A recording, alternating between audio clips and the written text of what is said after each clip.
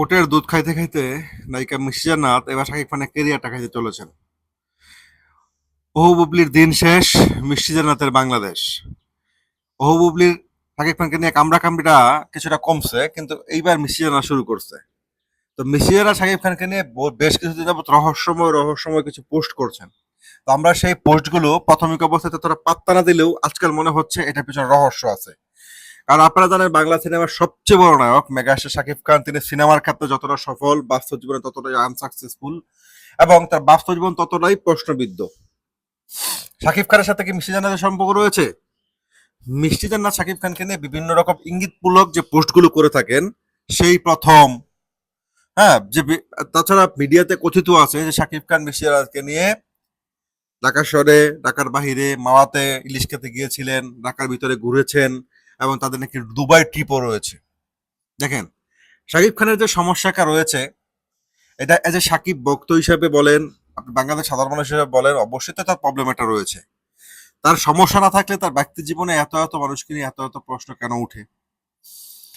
উপবুবলি শাকিব খানের জীবনের, শাকিব খান বলেন তার প্রাক্তন, কিন্তু তারা দুজনই বলেন তারা শাকিব খানের বর্তমান। এইদিকে তৃতীয় ব্যক্তি হিসেবে দাঁড়াচ্ছেন মিষ্টি জান্নাত। তার আগে পূজাচেরিকে নিয়ে কথা হয়েছিল, কিন্তু পূজাচেরি সেই প্রশ্নের সময় বা সেই কথার সময় পূজাচেরি সাহস করে দাঁড়াতে পারেননি, তিনি আস্তে করে পালিয়ে গেছেন পিছনের দরজা দিয়ে।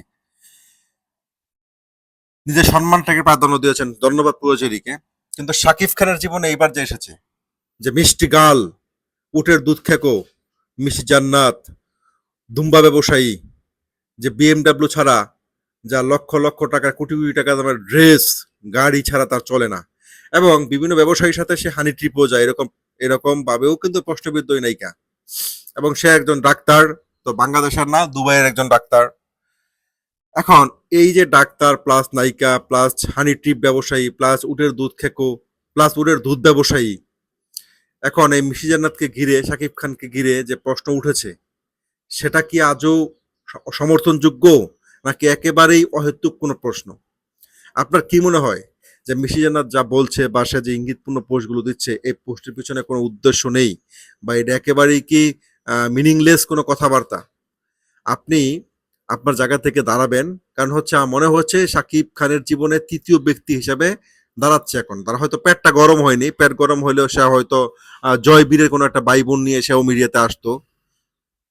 গায়েস, মেগাস্টার শাকিব খান সিনেমার জন্য 3 কোটি টাকা পারিশ্রমিক নিচ্ছেন, একের পর এক ইন্ডাস্ট্রি হিট ছবি উপহার দিচ্ছেন, কিন্তু ব্যক্তি জীবনে তিনি একের পর এক হিট সমালোচনা উপহার দিচ্ছেন।